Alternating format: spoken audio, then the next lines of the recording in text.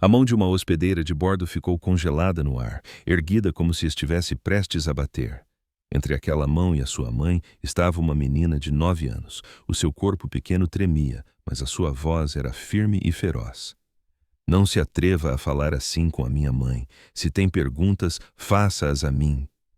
Os telemóveis apareceram. As pessoas estavam a gravar. A mulher no assento 2A, em lágrimas, tentava falar, mas as palavras não saíam.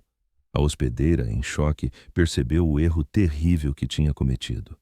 Outros passageiros levantaram-se, exigindo saber o que se passava. Para perceber como chegamos a este momento, precisamos de recuar 1 hora. 1 hora antes. Bem-vindos a Histórias de Dor e Luta. Se é a sua primeira vez, junte-se à nossa comunidade dedicada à verdade e à justiça. Sofia Costa, 36 anos, olhava-se ao espelho, como todas as manhãs praticava o simples ato de falar. O meu nome é Sofia Costa. As palavras saíam com esforço, quebradas por uma gaguez severa, uma sequela de um acidente que lhe roubou o marido e quase lhe tirou a vida. Mãe, estás a ir muito bem, disse uma voz suave da porta.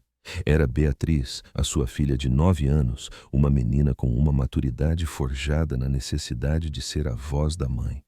As fotografias na parede contavam a sua história, o casamento com João, o nascimento de Beatriz e o sonho dele, a aviação Costa.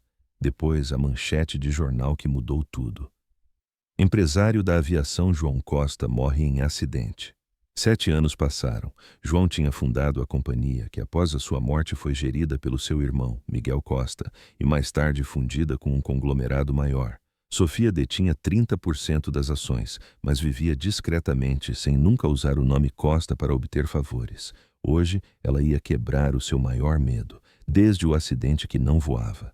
Mas hoje era o 7º aniversário da morte de João, e Sofia ia levar Beatriz a Faro, a praia onde ele a pediu em casamento. Uma viagem que ele sempre quisera fazer com elas. Não te preocupes, mãe, disse Beatriz enquanto fechavam as malas. Eu falo no aeroporto. O outro lado da história. Noutra parte da cidade, Catarina Dias, hospedeira de bordo sênior, começava o seu dia mergulhada em estresse, divorciada, com contas a acumular e recentemente preterida para uma promoção para chefe de cabine. A sua amargura e insegurança manifestavam-se de formas tóxicas no trabalho. Os passageiros de primeira classe estão cada vez mais arrogantes, desabafou com uma colega antes do turno. Dá para ver quem pertence mesmo à primeira classe e quem está só a fingir. O seu preconceito, alimentado pelo ressentimento, estava prestes a encontrar um alvo. No manifesto do voo 278 para Faro, viu a lista de passageiros de primeira classe. Estava determinada a manter os padrões.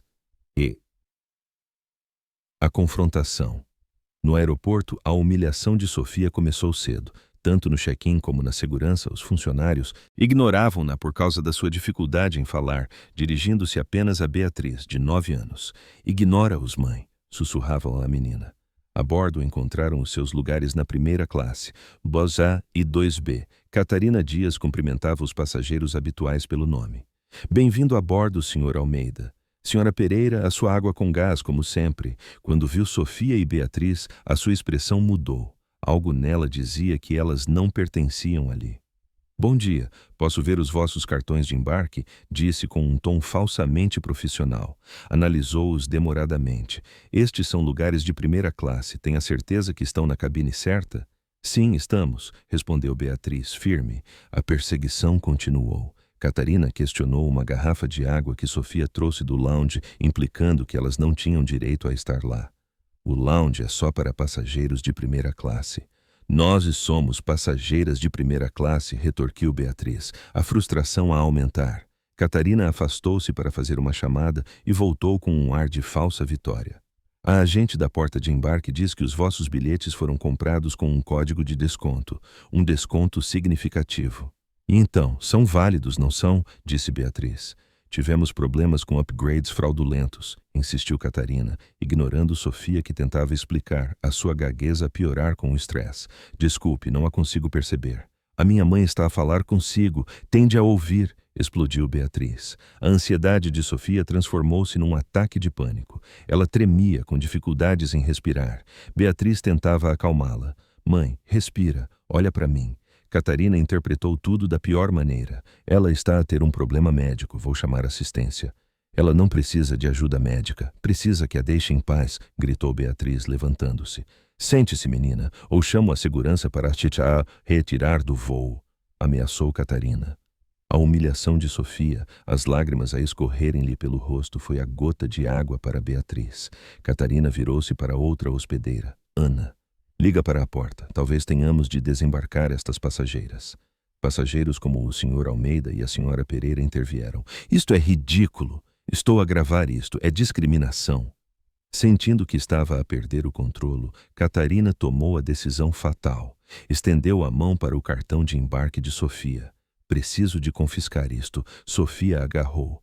Não, por favor. Catarina tornou-se mais agressiva, levantando a mão na direção de Sofia. Nesse instante, Beatriz saltou do seu assento, colocando o seu pequeno corpo entre a mãe e a hospedeira. Não toques na minha mãe! A sua voz, embora não fosse alta, cortou o silêncio da cabine. Catarina congelou. Todos os telemóveis estavam a gravar. Pode fazer-me as perguntas que quiser, continuou Beatriz, a voz a tremer de fúria. Pode verificar os nossos bilhetes 100 vezes, mas não se atreva a falar com a minha mãe como se ela fosse estúpida, ou a tratá-la como se ela não pertencesse aqui. E se lhe tocar, eu vou gritar tão alto que toda a gente neste avião vai saber exatamente o que fez. A resolução. Rui Fernandes, o chefe de cabine, chegou apressado. O que se passa aqui? Os passageiros explicaram a situação. Rui ajoelhou-se ao nível de Beatriz. Querida, podes contar-me o que aconteceu? Com a voz embargada, Beatriz explicou tudo. Rui pediu os cartões de embarque a Catarina. A sua expressão endureceu. Estes bilhetes são legítimos, preço total. De onde tirou a informação do desconto? O silêncio de Catarina foi a sua confissão. Ela não tinha verificado nada, tinha apenas assumido. Vá para Quixcopatá, disse Rui com uma calma gélida. Falamos depois de descolarmos.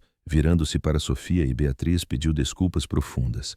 Isto nunca deveria ter acontecido. Enquanto Rui informava o comandante Silva sobre o potencial incidente de discriminação, Beatriz consolava a mãe. Lembras-te do que o pai dizia? O céu pertence aos corajosos. Tu és a pessoa mais corajosa que eu conheço.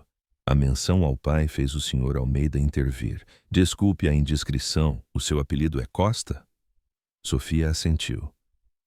A esposa e a filha de João Costa, disse ele com respeito.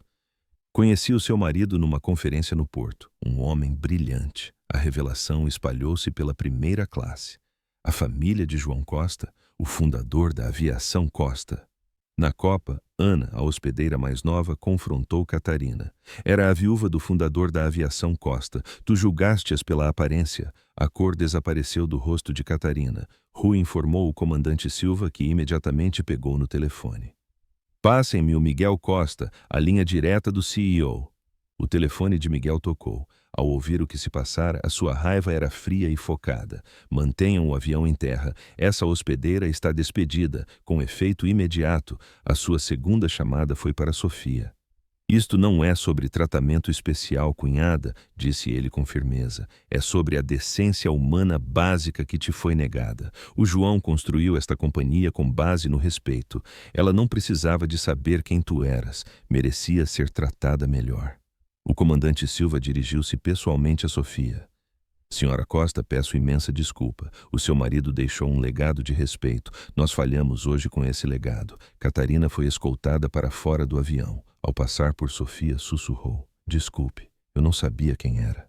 Beatriz, com uma sabedoria para além da sua idade, respondeu. Não precisava de saber quem éramos, só precisava de ter sido simpática. A verdade daquelas palavras atingiu Catarina em cheio. Sofia, surpreendentemente, tocou-lhe na mão. Eu perdoo-te, mas tens de ser melhor. Quando Catarina saiu, o Sr. Almeida iniciou um aplauso lento que se espalhou por toda a cabine, não como um espetáculo, mas como um tributo à coragem de uma mãe e de uma filha. Não se tratava de vingança, mas sim de uma lição. É possível enfrentar a injustiça com graciosidade e a força do perdão não significa aceitar o mau comportamento, mas sim recusar-se a deixar que o ódio vença. Tradução. Concluída. Todas as sessões incluídas.